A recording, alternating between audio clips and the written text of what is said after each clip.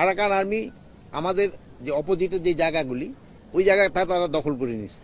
এখন আমাদের একটু হচ্ছে সমস্যা যে আমাদের দোনো জনের সাথে কিন্তু যোগাযোগ রাখতে হচ্ছে, আরাকান আর্মির সাথে যোগাযোগ রাখতে হচ্ছে এবং মিয়ানমারের সরকারের সাথেও কিন্তু আমাদের যোগাযোগ রাখতে হচ্ছে।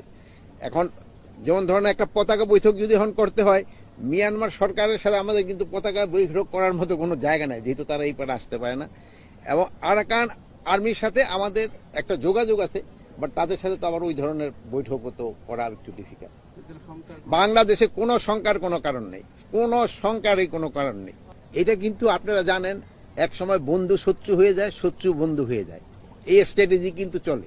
তা আমাদের ক্ষেত্রেও কোন সময় কোন স্ট্র্যাটেজি নিতে হবে এই সম্বন্ধে কিন্তু আমাদের সরকার সবসময় কিন্তু সজাগ আছে। এখন আপনারা সবাই জানেন যে আমাদের সেন্ট মার্টিন যেতে হলে ওদের একটা মানে জায়গা আমাদের নাফ নদীতে আমাদের দরকার পড়ে। এখন যেহেতু ওরা আমাদের ভিজিবি বা কোস্টগার্ড, তাদের কিন্তু যেতে ওরা বাধা দেয় না, কিন্তু অনেক সময় বড় বড় আমাদের যে জাহাজগুলি আছে যারা নিয়ে যেতে চায়, এই সময় অনেক সময় ওরা একটু বাধা দেয়। তো ওর সাথে আমাদের নেগোসিয়েশন চলছে এবং হয়তো অচিরে এই সমস্যাটা সমাধান হয়ে যাবে। তাদের উদ্ধারের চেষ্টা চালানো হচ্ছে, অচিরেই তারা হয়তো আল্লাহ দিলে উদ্ধার হয়ে যাবে। কারা অপহরণ করেছে জানতে পেরেছেন? মানে অপহরণ দুষ্কৃতিকারীরাই অপহরণ করেছে।